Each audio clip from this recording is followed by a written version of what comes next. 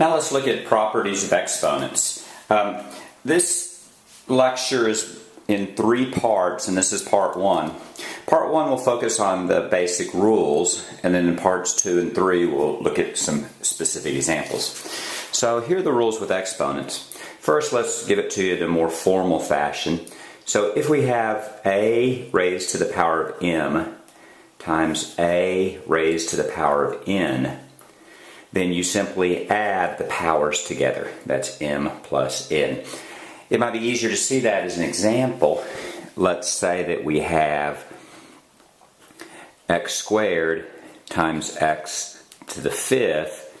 Well, that's going to be x to the 7th. We simply add the powers 2 and 5. And if you want to think for a second about why that is, x squared is nothing more than x times x. And then we're going to multiply that by a term which is x to the 5th. X to the 5th is x times x times x times x times x. So what we have is we have x times x times x times x times x times x times x, which is just x times itself, a total of 7 times. So we have x to the 7th. So that's rule number 1. Let's look at the second rule. The second rule is when you have a power to a power, the formal description is often a raised to the power of m raised to the power of n, and in that case you multiply the 2 powers together. Let's look at an example of that one. In this case, let's like x to the 3rd raised to the 2nd power. Well, squared means multiply something by itself. In this case, x3, x to the 3rd times x to the 3rd.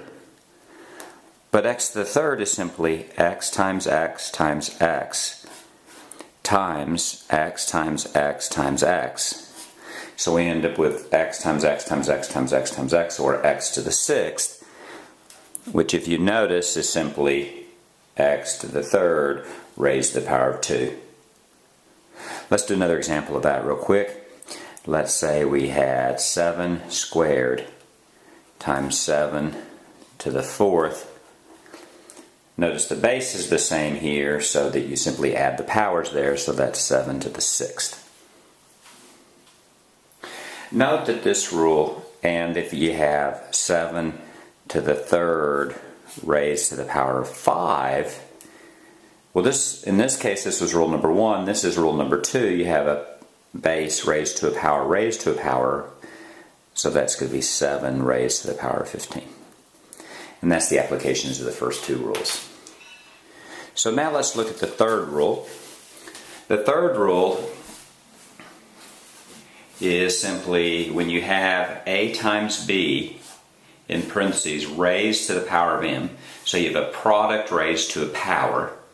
Then you simply raise each item in the product to that power. Another way to say it is if you have something in parentheses raised to a power, you take everything inside of that parentheses and raise it to that power. Let's look at an example of that. Let's say we have 2x squared y raised to the power of 3. Notice what we have here. We have parentheses raised to a power, so everything inside the parentheses is raised to that power. In this case, you have 2 raised to the power of 3. You have x squared raised to the power of 3. And you have y raised to the power of 3. And then you just simply simplify each one of these. 2 to the 3rd is 2 times 2 times 2, so that's going to be 8. X squared raised to the power of 3. Remember our rules, that's rule number 2. A power raised to a power, you multiply the power, so that's x to the 6th. And then y to the raised to the power of 3 is y to the 3, and that's your answer right there. The fourth rule is more of a definition than anything else. It simply says that if you have x to the power, a negative power, x to the negative b is simply 1 over x to the b. Sometimes it's written as a to the negative m, so that we keep the same notation going here, is equal to 1 over a to the n.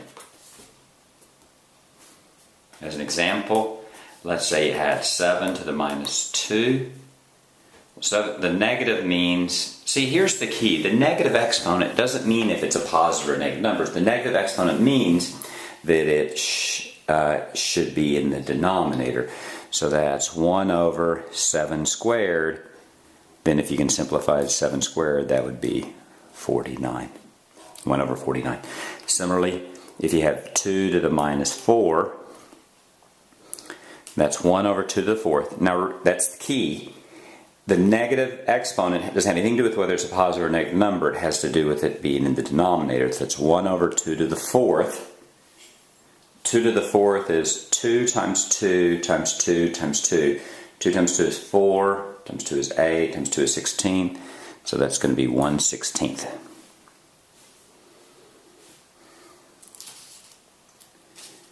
That's rule number 4. Rule number 5 is often written a to the m over a to the n is equal to a to the m minus n. An example there would be, let's say you had x to the 6th over x2. That's x to the 6 minus 2, which is simply x to the 4th. This makes a lot of intuitive sense if you think about it. X to the 6 over x2. X to the 6 is x times x times x times x times x times x. And x squared obviously is x times x. What we have here is we have 1x here canceling with 1x here. 1x here canceling with 1x here. We end up with x4 in the top, in the numerator, right? What's interesting here is, let's say we had x to the 4th over x to the 7th. Using the same rule, that's x to the 4 minus 7, or x to the minus 3. And it's fine to write it x to the minus 3, or you could write it 1 over x to the 3rd. And that makes sense. We had 7x's on the denominator and 4x in the numerator. We end up with 3 in the denominator. And that's rule number 5. Finally, we have rule number 6. Rule number 6 is, if you have a quotient, that is a fraction, raised to a power, you simply raise each term in the quotient to that power. An example here is, let's say you had 2x squared y to the 3rd. This is actually very much like rule number 3. Rule number 3, if you have something in parentheses, a product in parentheses raised to a power, then each product in that parentheses raised to that power. Here you have a quotient in parentheses raised to a power. Each item in the quotient is raised to that power. So this would be 2 to the 3rd, x squared to the 3rd, over y to the 3rd. And to simplify that, 2 to the 3rd is going to be 8. X squared to the 3rd, that's using rule number 2, that's x to the 6th, y to the 3rd. Those are your 6 rules. If we want to rewrite the rules again really quickly, a to the m times a to the n is equal to a m plus n. I'm going to go through these quickly, but that way we'll have them all in one sheet. The second one, a to the m raised to the power of n is a to the m times n. Third rule, AB raised to the m. In other words, if 2 things in the parentheses are raised to a power, then you raise each item to that power. The fourth one is more of a definition. A to the minus m is simply 1 over a to the m. The fifth one has to do with quotients. A to the m over a to the n is equal to a to the m minus n. And the sixth one, I'm going to write across from 3 because it's very similar. In fact, you could consider it the same rule. A over b raised to the m is a to the m over b to the m. So that's the rules of exponents, the properties of exponents. In the next video that you'll watch will be some example problems.